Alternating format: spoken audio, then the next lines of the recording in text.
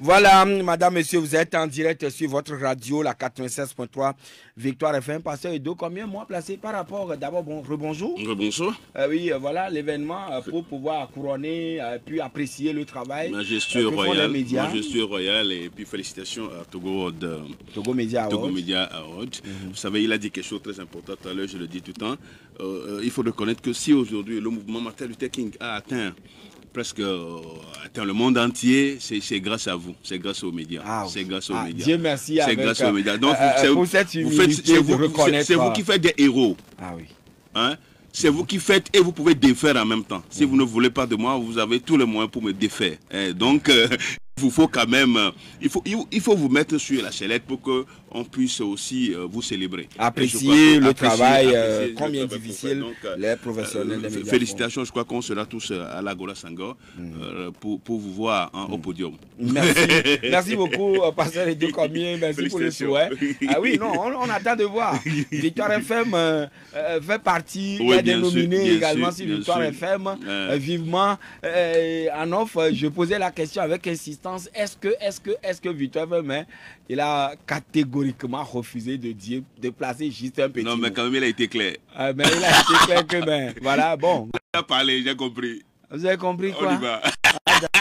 On attend de voir, Pasteur Edo Comier. Alors, les agents de ressources humaines, on dirait, surexploitent les recrues et sous-payent ces agents-là. Ça a été toujours le cas. Mais le cas de la brasserie, on vient d'en parler. J'en sais beaucoup de choses. On a accompagné beaucoup de nos compatriotes qui sont sous-traités, donc qui travaillent avec les tâcherons et les sociétés sous-traitantes, qui sont des agents de ressources humaines, qui souvent perçoivent beaucoup chez la société, auprès de la société tutelle, mais au finish qui donne des miettes au travail. Et donc ça a été tout le temps, ça a été de tout le temps de notre lutte. Et la preuve encore, vous avez vu ce qui se passe là-bas. Et donc il va falloir quand même qu'on revoie un peu le code du travail et essayer de voir cet aspect là où de réglementer un peu de tâcheronat, d'essayer de voir ça. Et pourquoi pas, ça serait, je ne sais pas si ça va être difficile aux sociétés de recruter elles-mêmes les gens directement. Ce qui est bien, c'est que ces agents-là qui s'appellent les caristes, et ils se sont expliqués, vous les avez écoutés, tout à l'heure. Ils ont clairement dit à notre reporter que la brasserie a rassuré tous ces gens-là qui étaient en mouvement que la brasserie paye normalement. Ouais, mais c'est les services de sous-traitance. Oui, bien sûr, c'est ce que je suis en train de dire. On est allé à Ouassem, rencontrer la direction générale de Ouassem sur des propos de Pepa Bax à l'époque. C'est ce qu'on nous a dit. Qu'on les paie régulièrement, on paie bien. Mais au finish, on donnait moins de 200 francs par heure. Je dis moins de 200 francs par heure. Alors qu'à l'époque, les gens avaient des bras amputés, bien sûr, à Pepa Bax. Donc, vous voyez un peu, on ne peut qu'appeler les autorités à revoir le code de travail à ce sujet-là pour éviter que les travailleurs ne soient pas des esclaves des sociétés de placement, des ressources humaines. Qui ont aussi des charges, on le sait très bien, et qui ont aussi des charges. Et je pense que quand on écoute comme ça les Togolais, j'ai les larmes aux yeux quand j'écoute comme ça les Togolais qui sont exploités, et la plupart des temps, vous voyez des sociétés qui sont des sociétés, des opérateurs économiques expatriés. C'est eux qui ont vraiment, comment l'appeler, comment l'appeler? Non, je vais exploiter Bosro. Voilà, je vais parler de Bosro. C'est la baleine. Oui, c'est la baleine. Quand ils viennent au Togo, c'est de la baleine. Ils coupent. Et puis bon, ils sont rassasiés, les Togolais ont faim.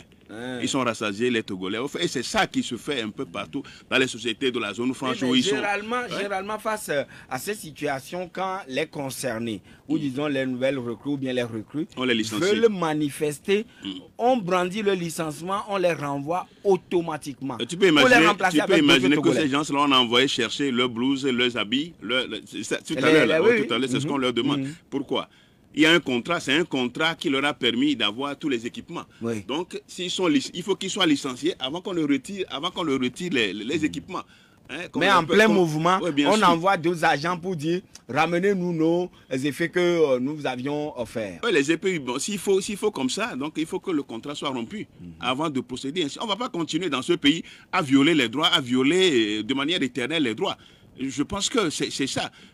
On donne trop de latitude, trop de pouvoir aux gens qui ont une parcelle de pouvoir et puis ils en abusent. Et c'est dommage. Quand j'entends des trucs comme ça, des pères de famille qu'on exploite, des pères de famille qu'on ne respecte pas, qu'on ne considère pas, pourtant c'est eux qui font la société. Depuis hier, vous avez vu qu'ils ont tout est en stand-by. Tout est au ralenti là-bas. Tout est au ralenti. Donc c'est des gens qui doivent être considérés. Puis c'est eux qui font l'activité de la société. Bon, c'est dommage. Pour nous, c'est dommage. Vivement que les autorités s'y penchent. Maintenant, les services, parlons un peu de santé ou bien le secteur de la santé. Vous avez écouté tout à l'heure certains Togolais qui estiment que les services qu'on nous offre dans les hôpitaux publics surtout, ça laisse à désirer énormément. Certains Togolais, c'est tous les Togolais. Ah. C'est tous les Togolais, hormis ceux qui ont des gros moyens pour aller se faire soigner ailleurs. C'est tous les Togolais qui sont en unanime. C'est l'unanimité qui est faite autour de ce triste constat dans les prestations, dans les pots de santé publique, hein, dans les centres de santé publique. C'est l'unanimité. Le patient, il est chosifié, négligé, abandonné. On ne le considère même pas. Oui, mais dès que ils ont parlé de l'administration médicale, la direction générale a parlé de manque de moyens, tout ça là, donc il revient à l'État. On a toujours dit, ici sur ce plateau comme d'autres d'ailleurs, on a toujours dit qu'il faut mettre à la disposition. On a parlé de la contractualisation, on a parlé des choses, mais on ne voit que du vent. Jusqu'à présent, il n'y a pas grand-chose. Il n'y a pas grand-chose. On avait espéré. La contractualisation n'a pas pu. On avait espéré. On avait espéré, on pensait quand même venir quelque chose, mais apparemment, ça n'a pas donné grand-chose. La dernière fois, c'est la banque, c'est la France qui veut maintenant nous appuyer pour retaper, si je crois bien, l'hôpital. Tu imagines qu'on n'a pas de l'argent dans ce pays, que c'est la France qui va venir retaper, rénover. C'est la secrétaire d'État qui était venue signer le document, paraffer le document la dernière fois. Secrétaire d'État français. Et tu ne vois pas que nous sommes toujours en 1960 ? Quand c'est comme ça, on est toujours dans les années 60. Moi, en tout cas, vous me connaissez pour ma position. Vous connaissez ma position par rapport à ce genre de spectacle qu'on vient faire. C'est des spectacles qu'on vient faire pour dire que la France continue sa coopération avec nous. Est-ce que vous pensez que sans la coopération de la France, on ne va pas exister? Le Togo ne va pas exister, les pays africains ne vont pas exister. Combien faut-il pour rénover les centres de santé et par rapport à ce qu'on dépense tous les jours dans ce pays? Bon, oui, mais qui doit aider à ce que la situation soit reluisante? La situation, c'est ceux qui ont la première charge de diriger ce pays. Hein, ceux qui ont la charge primordiale, c'est le gouvernement, c'est le président de la République, le premier ministre et autres, c'est eux. C'est eux. Je crois que les séminaires gouvernementaux ont toujours eu lieu et je ne sais pas pourquoi on occupe ce genre de sujet. Ou bien soit on n'écoute pas le peuple togolais qui gémit, le peuple togolais qui crie, on ne nous écoute pas et c'est dangereux pour un gouvernement de ne pas écouter son peuple. Quand vous n'écoutez pas votre peuple, un jour vous serez débarqué. Ouais, bien sûr, mais vous n'écoutez pas le peuple. On a l'impression qu'on n'écoute pas tout ce qu'on dit sur ces plateaux. Je crois quand même nous ne sommes pas des citoyens de dernier rang. Même si le Togolais lambda, le dernier des citoyens des Togolais. Il a une préoccupation. Je ne veux pas prendre la France pour exemple, mais les pays occidentaux, mais un citoyen qui n'est pas d'accord avec un gouvernement peut l'exprimer. Peut l'exprimer et vous allez voir même le dirigeant faire un clin d'œil à ce citoyen. C'est comme ça on gouverne.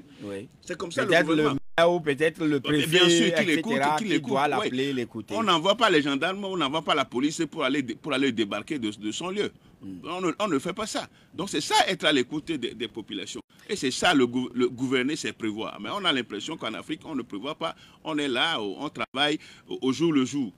Et puis des situations pourries. Des situations de la santé, le problème de la santé pourrie. Sans qu'on n'a pas on n'a pas de scanner, on en parle, c'est combien? 1 milliard, c'est 500 millions, on n'a pas tout le temps. Est-ce que finalement on a le scanner? On ne l'a pas. Bon, donc moi je pense bien que c'est une volonté manifeste de faire fi au problème des citoyens et ce n'est pas normal. Et ce n'est pas normal. Mais Pasteur Edo Komi, vous êtes dans la commune Golfe 2. Oui. Il pleut ces derniers jours. Est-ce que des zones sont aussi inondées dans votre commune, sur votre territoire? Ouais, le problème d'inondation est général dans le Grand Lomé, hein, dans le Grand Lomé, y compris ma commune. Mais il faut relativiser parce que dans notre commune, on essaie quand même de faire quelque chose par rapport aux zones qui sont souvent inondées. Qu'est-ce que vous faites? Au niveau, par exemple, des bassins, vous prenez le bassin de Gbézé. L'année dernière, on a vraiment misé notre budget. En face de la pharmacie Gbézé là-bas? Oui, le bassin de pas trop loin des feux tricolores. Oui, donc on a mis quand même beaucoup d'argent là-bas. Malheureusement, que l'argent n'a pas suffi. On n'avait pas vraiment vu l'aspect de la chose. Donc, c'est remis encore dans le budget de cette année qui a été déjà approuvé. Donc, prochainement, les travaux vont reprendre pour pouvoir... Pendant qu'il pleut là? Non, bien sûr. Maintenant, le budget vient d'être approuvé. Vient d'être approuvé. Donc, alors qu'il est en train de pleuvoir, on ne peut pas continuer. On ne peut pas travailler. Justement, donc il faut attendre que la saison sèche pour que l'entreprise puisse reprendre les travaux. Au niveau de la pharmacie, au niveau de Akpakiba, donc on a quand même mis des efforts là-bas.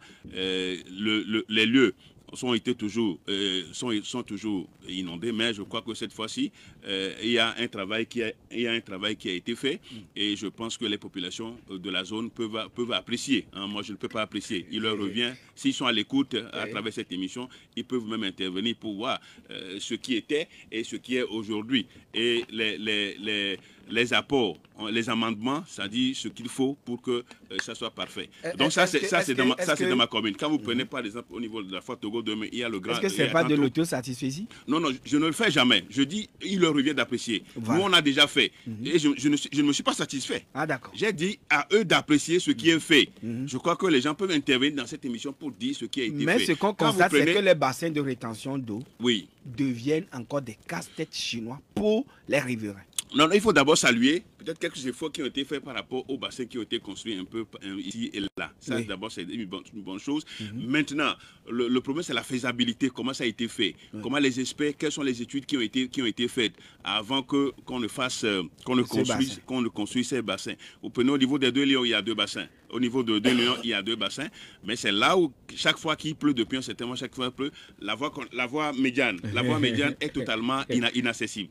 Qui est débordée et impraticable. Alors ça ne se passe pas aujourd'hui. La même situation ou le même scénario, c'était au niveau de Adidogomé. Donc ce n'est pas hier, avant-hier que ça se passe. Donc, depuis un certain moment, ça se passe. Chaque année, chaque saison pluvieuse, ça se passe. Alors, quelles sont les mesures qui ont été prises? Alors, le problème, c'est qu'il faut des exécutoires pour communiquer directement avec les lagunes et communiquer avec la mer. Pour que l'eau puisse passer, il faut des grands canaux. Est-ce qu'il y a des exécutoires entre ces différents bassins qui ont été construits ici et là? Oui, apparemment, ça ne se voit pas. Ça ne se voit pas. S'il y avait des exécutoires dignes de nom, bien faits, je pense qu'il n'y aura pas des inondations. Dès que les bassins sont remplis, alors dès lors que c'est à ras-bord, la vallée est ouverte, et puis pour pouvoir évacuer le surplus. Et ça, il n'y aura jamais d'inondation. Les bassins ne devraient être jamais inondés. Alors, qu'est-ce qu'on attend pour le faire? Ou bien, entre les maires, des fois il peut y avoir de la boue dans le truc, donc est-ce qu'il faut faire d'abord le curage? Les bassins ne sont pas profonds. Donc il faut voir aussi la profondeur. Et si c'est que c'est bouché, il faut faire le curage, il faut curer. Et les curages ne se font pas pendant les saisons des pluies.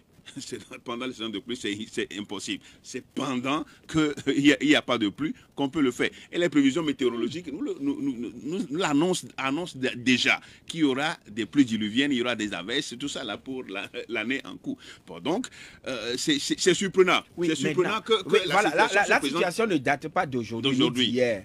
Alors, pasteur Idokomi, est-ce que vos premiers responsables, c'est-à-dire les maires, qui sont au total 13 dans le Grand Lomé, est-ce qu'ils arrivent à se retrouver entre eux-mêmes, maires, et discuter avec le DAGL pour essayer de voir ou repenser, réfléchir par rapport à la situation dramatique que vivent les citoyens tous les ans? C'est cyclique. Oui, je suis d'accord, c'est ce que je disais.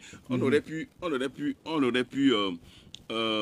amorcer cette étape-là. Non, est-ce que les maires se retrouvent entre eux? Oui, les maires se retrouvent entre eux. Et ils abordent ces sujets-là? Oui, ces sujets doivent être abordés parce que c'est les sujets primordiaux. Hein? Aujourd'hui, c'est ça, l'assainissement. Et l'assainissement, quand vous prenez un budget, l'assainissement prend la plus grande partie. Voilà. L'assainissement prend la plus grande partie. Parce qu'il y a le balayage des rues, il y a l'enlèvement des ordures, le curage des caniveaux, tout ça là. Donc, tout ça là, c'est ça qui fait le budget. Construction même des latrines publiques, etc. Tout ça là. Bon, donc, je crois bien que les maires se retrouvent. Maintenant, quelles sont les décisions qui sont prises? Vous savez, il y a un problème. Vous savez, les gens ont de la peine à jouer leur rôle d'élu.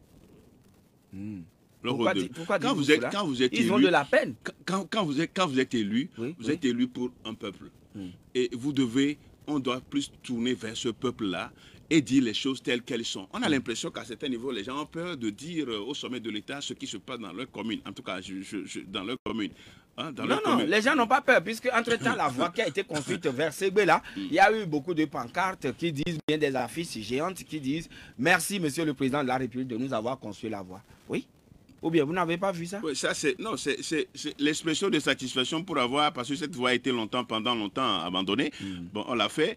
Il faut peut-être aller vers ceux qui ont organisé cette manifestation pour savoir pourquoi ils l'ont fait. Ils ont remercié le chef de l'État, l'état de la route, on sait, la route était... Et voilà, il a plu et nous venons de vivre la réalité. Donc je disais ce que je disais, on a l'impression qu'on ne dit pas les choses telles qu'elles sont, de peur d'être taxé d'opposants à qui que ce soit. Hein. Donc c'est ça aussi. Pourquoi derrière les trucs qui concernent la société, c'est-à-dire la vie de tous les jours des citoyens, dès lors qu'un propos est tenu et qui peut-être déplaise à X, on dit en contradiction avec ce que on lit derrière cela des propos politiques. Pourquoi? Oui, c'est le mal généralisé de notre société. Il faut y trouver, il faut y apporter une remède. Il faut, comme je dis, il faut une situation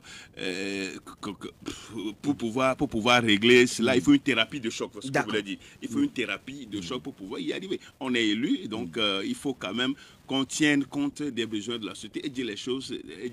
Vous vous rappelez de cette affaire de désencombrement où on a l'impression que les gens n'ont pas eu le courage de dire exactement ce qu'est la situation, ce que doit être la situation par rapport au départ des citoyens des lieux qu'ils occupent, que je trouve anormal. On ne peut pas occuper les trottoirs. Est-ce qu'aujourd'hui les voies sont bien dégagées? Non, les voies sont à certains niveaux,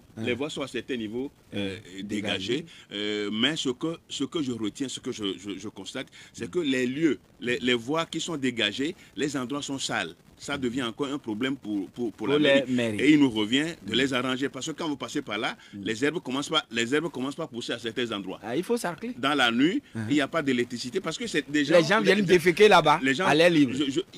On risque d'avoir ça si nous, les maires, on ne prend pas des mesures pour pouvoir... Oui, mais pasteur de communes, est-ce à dire que les mairies ne sont pas dotées de moyens conséquents aujourd'hui pour faire face aux problèmes qui vivent les situations et qui les écœurent? C'est la première expérience élective depuis un certain moment. Donc, on a de sérieux problèmes. Je peux te dire qu'aujourd'hui, toutes les caisses de presque toutes les communes du Grand Lomé sont au rouge. Ah, les caisses de toutes les communes du Grand Lomé sont au rouge. Ah bon? J'ai vendu la mèche. Vous avez vendu la mèche. De toutes les façons, c'est vous qui l'avez dit. Mais quand même, les contribuables se plaignent des taxes excessives. Je suis d'accord avec. Et exagérées dans les communes. Je suis d'accord. Qu'est-ce qui se passe exactement par les deux communes? Je suis d'accord. On va dans la commune du Golfe. De manière générale. De manière générale. Et on se plaint des taxes excessives et exagérées. Ça, il faut le dire clairement dans les communes. Mais pas sur les deux communes. Qu'est-ce qui se passe au juste?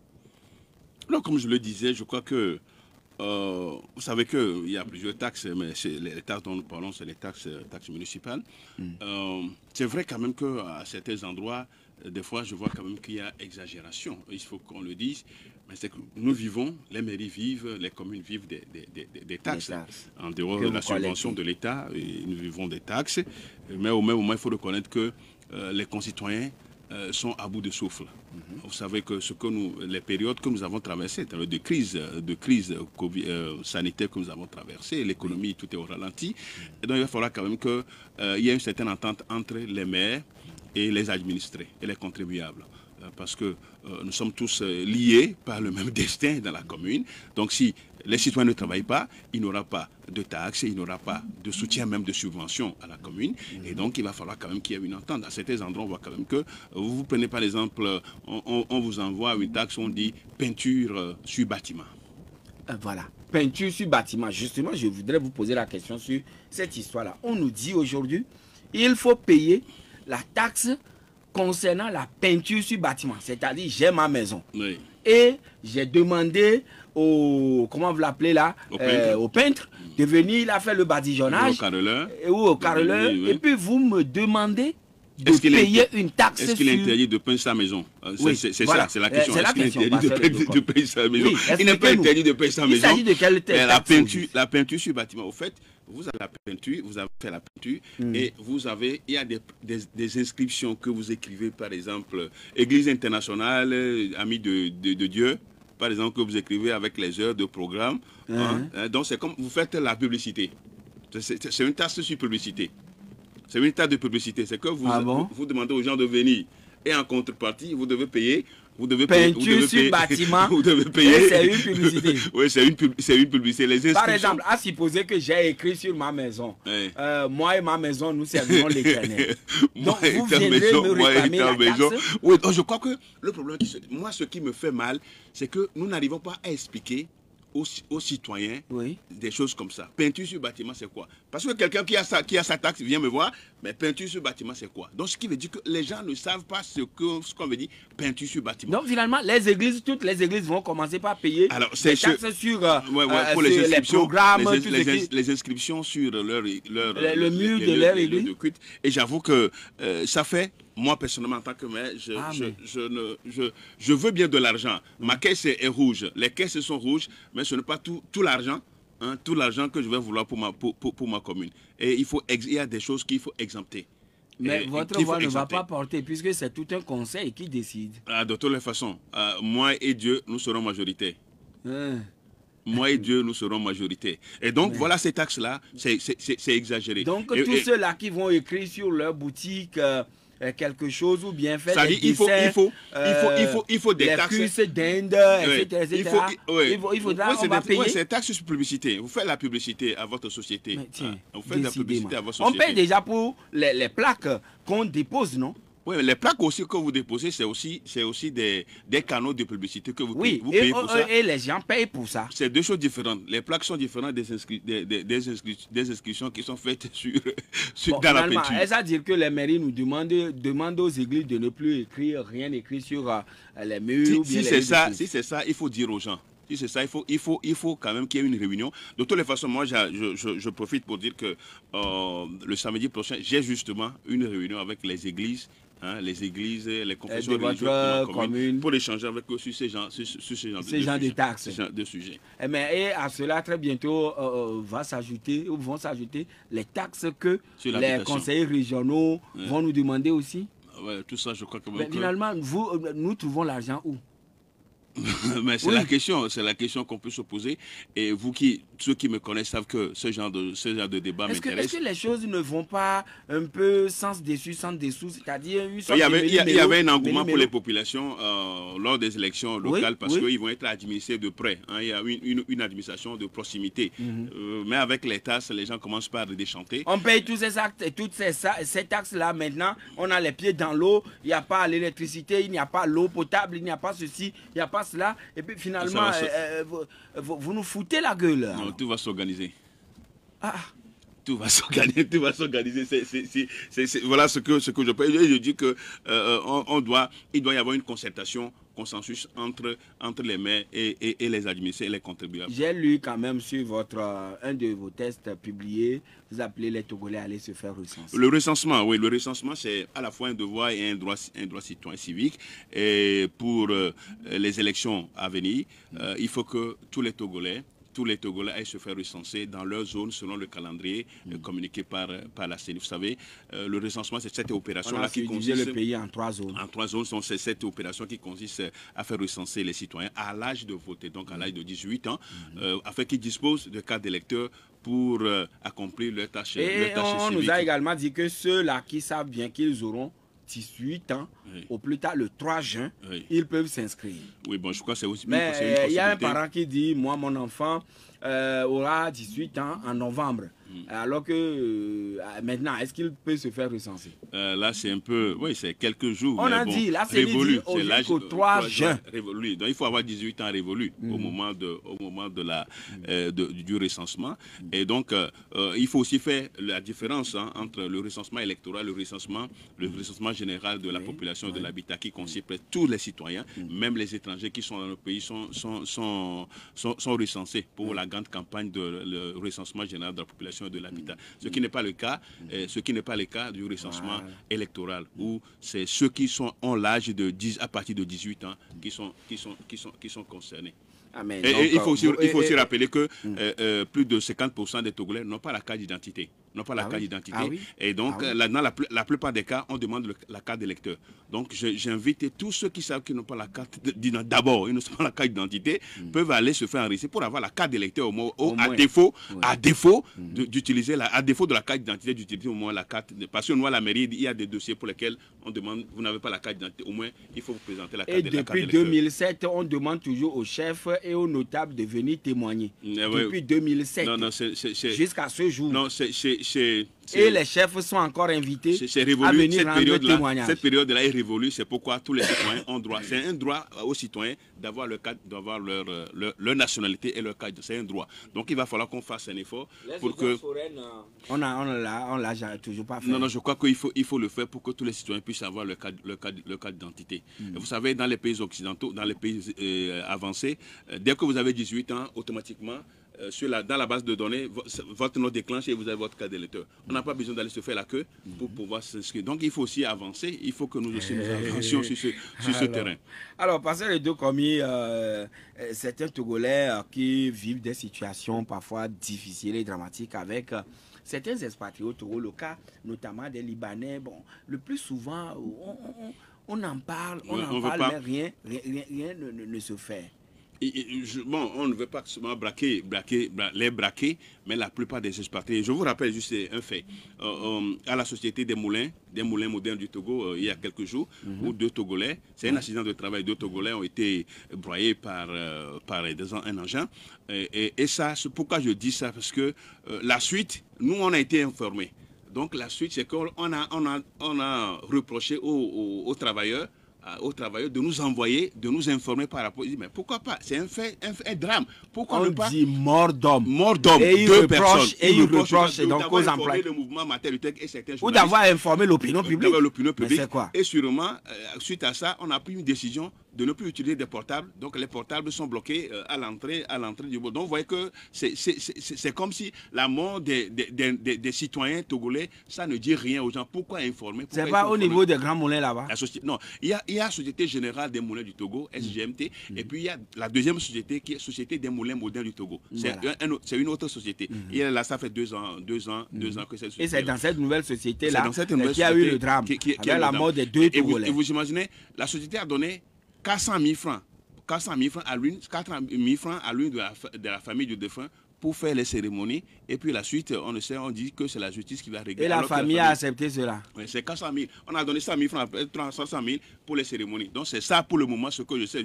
Jusqu'à ce matin, avant de venir dans ce studio, c'est ce que je sais. Et l'autre fait un peu grave, c'est avant-hier. Avant-hier, au niveau de Logopé, au niveau d'Avedi, où un citoyen, un conducteur de petit cycle a été sollicité par un groupe d'étrangers, notamment de Libanais, pour leur faire une tâche. Donc à transporter quelque chose. Donc quand on est arrivé au lieu, le Togolais a dit, le compatriote a dit, vous avez dit 5 000, mais le lieu est très loin par rapport au lieu indiqué. Ajoutez-moi un peu quelque chose. Mais les gens, ce groupe d'expatriés se sont huillés sur le Togolais, on l'a déshabillé, on l'a blessé, le sang coule, on l'a blessé, il est totalement blessé. Dans ce pays. Je dis, il y a 3 jours de cela, avait dit. Avait dit juste, je dis avait dit. L'affaire est actuellement au niveau du commissariat de Logopé, vous ne pouvez pas imaginer. Et quand j'ai échangé avec les sommités de la sécurité de l'État, on dit mais ce n'est pas possible. Les Togolais sont venus assister à ce fait, mais les Togolais ont été passifs, c'est-à-dire sans réagir. sans réagir face à ce groupe d'étrangers. Peut-être qu'ils craignaient que c'est eux qui seront arrêtés. Ils seront vraiment, ils seront les boucs émissaires. Si jamais ils agissaient, on va dire qu'ils ont fait violence. Alors que l'autre, ce groupe a fait de violence sur le Togolais. On l'a blessé, on l'a totalement. Vous voyez, quand vous le voyez, je peux vous envoyer l'image. Quand vous voyez, c'est anormal. On ne peut pas accepter ça. On ne peut pas accepter ça. L'affaire est au niveau du commissariat de Logopé actuellement. Et finalement, Logopé, c'est dans quelle commune là? C'est dans la commune de Gofset, je crois. C'est dans la commune de Gofset. Et là, ce qui est encore marrant, c'est qu'ils ont pris, ils ont confisqué le tricykle du Togolais. Ils ont pris ça, ils ont envoyé ça dans leur maison. Et c'est hier, c'est après que l'affaire est arrivée au commissariat qu'on est allé chercher. Comment est-ce que vous voyez ce cas? Est-ce que c'est normal? Est-ce que, regardez, est-ce que c'est normal comme ça? On a sollicité ses services. Ses services. Et il dit non, si vous ajoutez-moi quelque chose parce que le lieu est très éloigné. Oui, est très éloigné. Et c'est tout. Le problème a commencé. L'altercation a commencé. Et le Togolais a été victime comme ça. Mais en principe, de toutes les façons.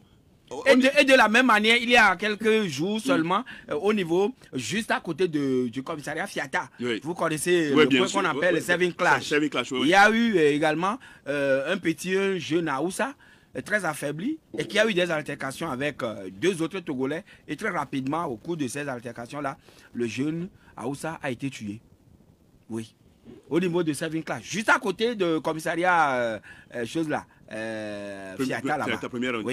Donc vous regardez ça, ce qui se passe.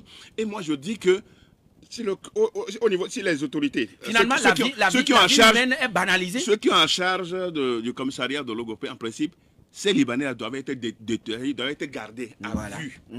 Et présentés au procureur. Et je vous assure que pour le cas de l'immeuble Fiata, il y a eu des arrestations ou des interpellations. Mais le fait que ces gens-là soient à la maison actuellement, on les a envoyés à la maison. On les a ramenés à la maison et que le dossier sera présenté au procureur et puis ça va se régler là-bas. Ils ont fait des voies de fait. C'est des voies de fait sur les citoyens. Et c'est des voies de violence. Si c'était le Togolais qui avait je dis, on l'aurait gardé. 92 02 80 63 99 70 70 90. Vous voulez participer au débat, vous êtes le bienvenu ce matin, madame, monsieur. Et notre invité, c'est le pasteur Edo Komi. Premier intervenant en ligne avec nous. 92 02 80 63. Alors, bonjour Gérard. Bonjour Joachim. Oui, nous vous écoutons Gérard. Bonjour pasteur. Oui, bonjour Gérard. Ouais, vous avez tout de suite tout dit sur le bassin de Bézé. Vous êtes venu et vous avez tout dit à la radio et tout. Mais en partant, c'est votre deuxième côté là qui fait que je ne peux pas vous dire des choses. C'est comme si vous êtes parti sur la pointe des pieds. Vous avez dit tout à l'heure qu'il y a manque de communication. Je pense que c'est ça. Les gens ne savent plus ce qui se passe. On n'a rien expliqué. Maintenant, je vous dis de venir voir après le vent d'hier là. Comment ça est? Merci. Ok, bien merci. Noté. Merci beaucoup, Gérard. Le vent impétueux d'hier là a véritablement endommagé des trucs. Allô? Allô, Joachim, bonjour. Bonjour, Senghor. Comment vous allez? Oui, ça va bien, collègue Senghor. Bonjour. Oui, bonjour, frère Senghor. Ok, voici ma question là. Oui. Bon, on nous parle d'élection, c'est vrai, c'est le devoir des citoyens. Oui. Mais tous les jours, c'est à Gaza qui gagne ces matchs. Tous les jours, c'est à Gaza qui gagne ces matchs. Et vous voyez que comment est-ce que vous allez encore faire? Parce que les gens sont découragés. Et donc, comment est-ce que les gens aussi encore auront le courage encore de participer à ces élections? Deuxième point. Bon, le journaliste vient de poser la question de savoir est-ce que pour l'état des églises, bon, est-ce en tant qu'un pasteur et un maire, ne voyez-vous pas que vraiment l'église a fait un travail merveilleux dans ce pays où, si ce n'était pas à cause de l'église, ce pays allait prendre feu. Je vous remercie beaucoup. D'accord, bien noté. Merci beaucoup. On accueille l'autre intervenant. Allô? Bozambo, bonjour. Bonjour. Oui, nous vous écoutons. Bonjour, notre pasteur Edo Komi. Bonjour, Bozambo. Comment ça va? Je dois venir avec certainement. Oui, je vous attends. Je serai là. Il faut me faire signe. Ok, merci. Ok. Je vous félicite tous les jours. Est-ce que je me demande, est-ce que tu dors 30 minutes? dans toutes les médias. Alors, il faut aller directement à la question, s'il vous plaît, M. Bozambo. Oui, la question que moi je vais poser, j'ai écouté votre audio sur quelques pasteurs en disant que allez nous se recenser. Et premièrement, je vais vous féliciter. Et ma deuxième proposition, vous êtes un acteur de humanité qui sauve la vie des personnes. Et vous voyez, nous-mêmes maintenant, s'il pleut, les gens n'arrivent même pas à rester à la maison. Et Boma veut faire la route de Lomé à Salimé. La route est inachevée. Si tu viens à Ansanou maintenant, tu vas voir que les routiers qu'ils ont fait, c'est inachevé. Les travaux sont inachevés. Donc, qui peut interpeller le Boma de finir son travaux? Qui peut interpeller Boma de finir? C'est l'État qui n'a pas donné l'argent ou bien qui? Si tu viens d'Edaouba, derrière Edaouba, un entrepreneur avait pris un contrat avec le gouvernement. Le travaux est inachevé là-bas. Après tout, qui on va arrêter? C'est Bozambo, bien l'entrepreneur. Il faut que le Togolais qui donne les contrats, il a issu les contrats avec les gens qui ont donné le contrat. Si le contrat n'a pas abouti, vous avez été très bien compris, Bozambo. Merci beaucoup. Vous l'avez écouté. Oui, il a raison. Oui. Le problème dans notre pays, c'est le contrôle et le suivi des travaux. Voilà. Et je crois bien que tout citoyen, c'est ça le contrôle citoyen des affaires publiques. Tout citoyen peut interpeller qui de droit par rapport à ce genre de choses. Mais c'est vrai quand même que, sauf qu'on n'est pas écouté. Ah oui. Donc peut-être nous qui portons la voix des autres, si on le fait, est-ce que ça va être... Oui, mais est-ce que les directeurs techniques et autres qui sont payés à la fin du mois, leur lieu de travail, non, en principe, est les bureaux climatisés? C'est sur le terrain. C'est sur le terrain. C'est sur le terrain pour constater. Si les gens avaient vérifié, contrôlé les travaux au niveau du bassin de la douane, là-bas, à Didogome, les trucs ne seraient pas ici. Parce que les gens ont dit qu'ils ont interpellé. C'est le service contrôle des travaux publics qui pose problème. Il y a des défaillances là-bas. Il y a des défaillances. Et c'est ce qu'on dit tout le temps. Et c'est ce qu'on dit tout le temps. La plupart des temps aussi, quand finalement c'est le petit argent qui reste pour les travaux. C'est-à-dire, tu comprends, si c'est le petit argent qui reste pour les travaux, alors vous imaginez ce que ça peut faire. Ça ne peut faire que ce qui est fait. Mais le reste, c'est où? C'est la question que les citoyens se posent. Quand on demande des travaux qui sont inachevés, des travaux inachevés, il y en a beaucoup. Qui poursuivent?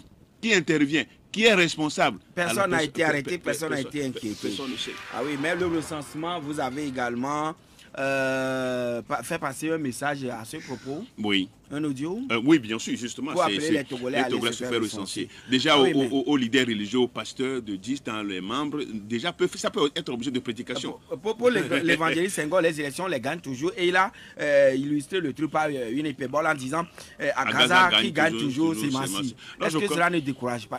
Oui, ça peut décourager. Mais mon grand-père a l'habitude de me dire que si tu es cultivateur, ce n'est pas parce que l'année dernière, tu as cultivé, il n'y a pas eu de pluie, que l'année qui suit, tu ne cultives pas. Si tu ne cultives pas et qu'il y a eu de pluie et qu'il y a eu de bonnes récoltes, tu vas faire quoi? Donc, il faut continuer par semer. Voilà. Continuer par semer, ça veut dire il faut continuer par voter. Le jour arrive où... Un jour viendra. Voilà. Les choses donc les Togolais ne doivent pas se lasser d'aller voter. Non, pas du tout. Mais continuer toujours pas à voter. Oui. Un jour. Même si ça fait mal. Même si ça fait mal. Manque de communication entre vous et les administrés au niveau des conseils, des mairies, ou des municipalités, les communes. Voilà, l'auditeur Gérald a dit. Oui, je suis d'accord avec lui et je l'ai dit. Je crois que nous allons faire des efforts pour accentuer, pour renforcer la communication entre nous et les administrés. Et le vent impétueux d'hier a fait des énormes dégâts. Je vais passer là-bas tout à l'heure. Ah d'accord. Pasteur et tout, comme nous sommes à la fin, merci. Vous avez un mot? Non, si j'ai un mot, ça concerne l'administration togolaise. L'administration togolaise qui a un accueil très médiocre. On n'accueille pas bien les concitoyens. Alors nous sommes dans la fonction publique pour servir. Nous sommes des serviteurs et nous ne devons pas être servis. Alors il faut veiller à respecter les concitoyens. Quand ils viennent, les compatriotes, quand ils viennent solliciter un service, il faut les respecter. Ah oui. C'est très important. C'est nous qui payons et bien sûr. Les rétribue. Oui, ils ne doivent pas être plus supérieurs qu'aux autres. C'est très important. Cet aspect-là, ça frustre les Togolais. Et pour finir dans l'administration, les dossiers, en principe, tous les dossiers que les concitoyens nous envoient, nous devons toujours répondre au courrier. Avoir au moins un accusé de réception pour que le citoyen se sente que son dossier a été pris en compte. Mais le fait de ne pas répondre à des milliers de courriers qu'on envoie à l'administration togolaise, ça fait mal La réforme, je ne sais pas, la réforme administrative. On l'a toujours dit. La réforme administrative lettre ne reste pas sans réponse. Sans réponse. Il faut toujours répondre. Même si ça ne convient pas, il faut répondre et donner des pistes aux concitoyens. Ça fera du bien. Pasteur Edo Komi, merci. Merci, ça a été un plaisir. Ascool, merci. Amjoy, merci. Claudia, merci. Moi, je suis Joachim ici. Madame, monsieur, c'est fini. Je voudrais saluer tout bonnement et calmement Madame Clémentine qui nous écoute actuellement à Versailles, région Paris.